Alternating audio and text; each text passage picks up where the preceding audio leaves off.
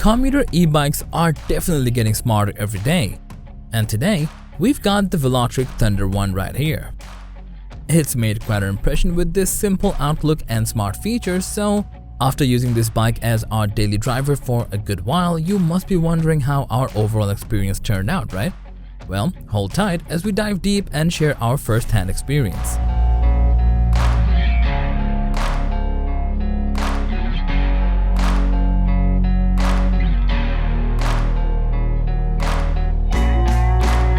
At first glance, we liked its design language, clean and without any visible wires.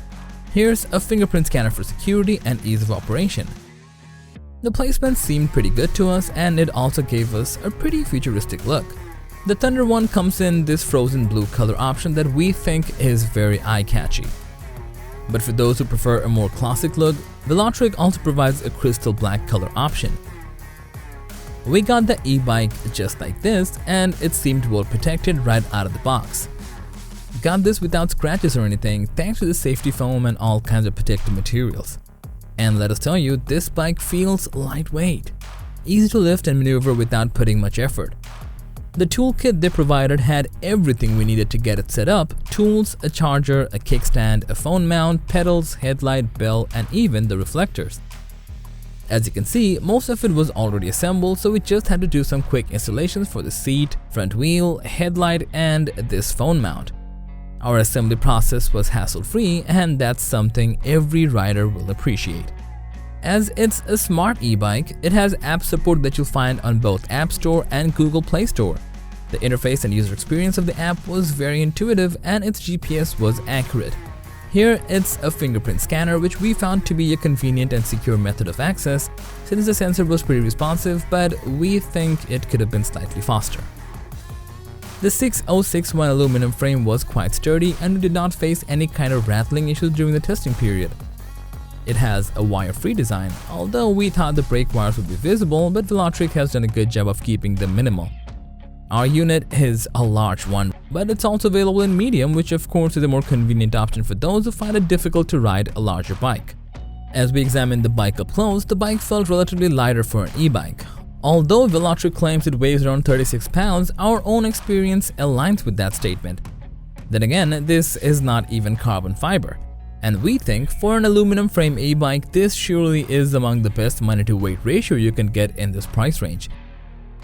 Another notable feature that caught our attention is the hub motor displaying Velotric branding. Velotric's decision to include their own motor instead of opting for an aftermarket one piqued our curiosity, leading us to test and evaluate its performance more thoroughly. And gotta say that it felt well synchronized with the bike's overall design and performance. Then, these 700mm wide rims paired with puncture-resistant tires also seemed promising to us. The tire tread pattern looked grippy, and our riding experience was better than most other e-bikes, especially on the urban roads. Now, upon riding the bike, there were some basic things that seemed reliable to us for long-term use. For instance, the height was perfect for a 6'4" guy like me. These rubber-round grips were comfortable to hold even when our hands were all sweaty. The seat felt comfortable, and not to mention the smart features let us start the bike seamlessly through the app. Here, alongside the shifter, we found a bell, a pedal assist controller, and Tektro hydraulic brake levers that were effortless to engage. Now, talking about the riding experience, we learned that the T1 operates as a Class 1 e-bike, meaning it only provides pedal assist and does not come with the throttle. Despite this limitation, we found the bike's lightweight construction to be a major advantage.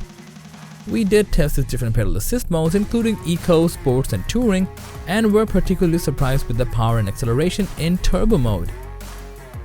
Their in-house 350-watt motor was silent and well synchronized with their proprietary VeloPower E35 Plus drive system, which made our pedaling experience better than others in this category. Although they claim the bike can reach the maximum speed of up to 20 miles per hour, our result on the turbo mode wasn't very different. It reached about 25 miles pretty easily during our rides on paved roads. The color-changing ring around the fingerprint sensor was a neat little feature that instantly let us know which level of pedal assist we were in. This right here clearly indicated the 5 different levels of assistance, each represented by a specific color. And we think the absence of an LCD display was well compensated by this. Now, for those who still prefer the traditional front display, you can use the Velotric app and place your smartphone right here. We found this to be a good alternative for riders who prefer having all the information readily available in front of them. Now, it's worth noting that we felt each and every speed bump as it doesn't have any suspension. And yeah, this time we did not bother to take it off-road. For its range, a full charge of this e-bike provided us with about 60 miles average. Although Velotric claims it can go up to 70 miles with its 352 watt-hour battery, we found that the actual range can vary depending on various factors. For example, your commute may have steep inclines, or you had a rush and pushed the pedal assist more than usual. It all comes down to the type of the road you're riding on and the pedal assist mode you choose. Like for us, we managed to cover about 67 miles on flat roads. However, when we encountered uphill sections or switched to a higher pedal assist mode, the range naturally decreased.